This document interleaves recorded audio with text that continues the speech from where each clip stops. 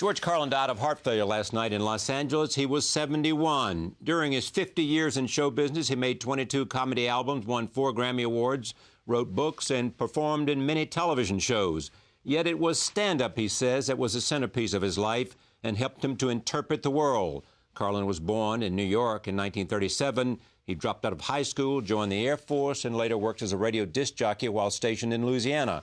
His stand-up career began a few years later, and he made his television debut on The Merv Griffin Show in 1965.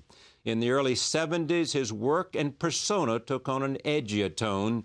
He emerged as a counterculture icon. He will be best remembered for his famous routine, 7 words you can never say on television. The routine led to a landmark Supreme Court lawsuit that shaped decency rules for U.S. television and radio. He appeared on this program in 1996. Here is some of that conversation. How much difference, once you have it and once you're good, does delivery make from night to night? It's everything. The pause, the inflection, the look, the... Yes. That is the wonderful thing about the stand-up art, if we can use that term.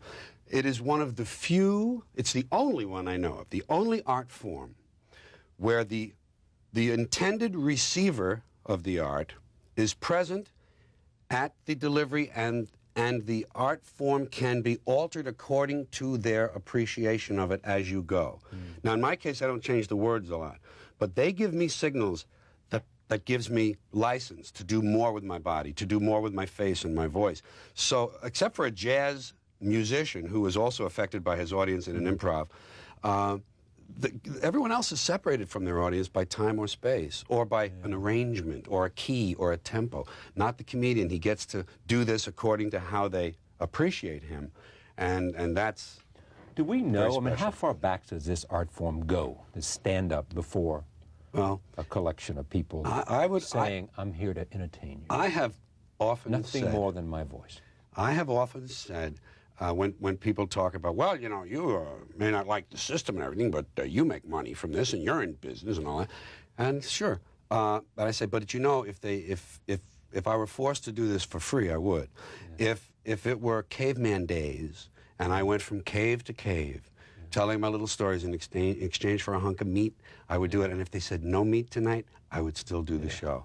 And I think storytellers and shamans and oral traditionalists from primitive cultures probably are the forebears, the forerunners, I guess, of this art. And then monologists, although they didn't interact as much with their audience, the famous monologists of vaudeville and the Chautauqua circuit.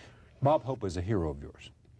Bob I Hope read that somewhere. I don't know if he was... Bob Hope in the movies. I never cared for his television political monologue stuff. Why? Because it was too pat, too... Yeah, it was filtered through a commercial system. Yeah, right. We're selling trucks and tires here, folks, so we're going to filter things for you.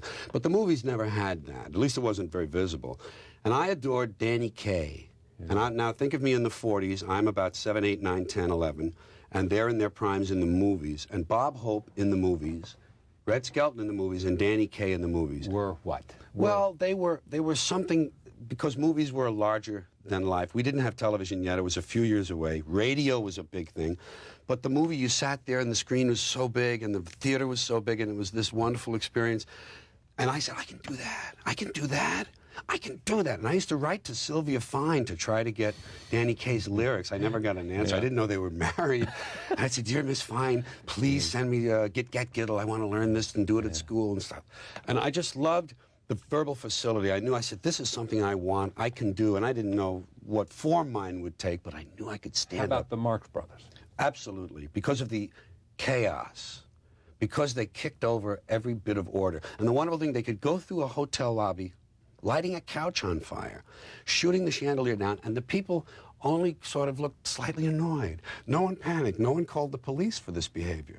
I loved that. Spike Jones on records, again, taking something ostensibly beautiful, breaking it down and destroying it in a way and making something else out of it, making chaos out of order and then order out of chaos. But when you knew you wanted to do this, was it any of the people I've just mentioned, or was it someone else that sort of spoke to you and you said, damn it, that's what I want to do? Well, it came first, I think, before I saw or heard any of them. My mother and father were very verbally gifted. I didn't know my father, but he was a top advertising salesman. He was the national advertising manager of the New York Sun. and before that, the New York Post, when it was a broadsheet. My mother was an executive secretary in advertising all her life. They were very funny. Yeah. And I inherited that. And my mother used to get me to imitate people. Do Mae West. I didn't know Mae West, but I knew how to imitate her. Come up and see me. I did Johnny the Philip Morris Midget, and one day I said something to my mother. This was mimicry, pure imitations. But one day I said something to my mother, funny, and I knew the difference between her real laugh and her social laugh. And I said something and I heard her real laugh. She really laughed at something I thought of in my head.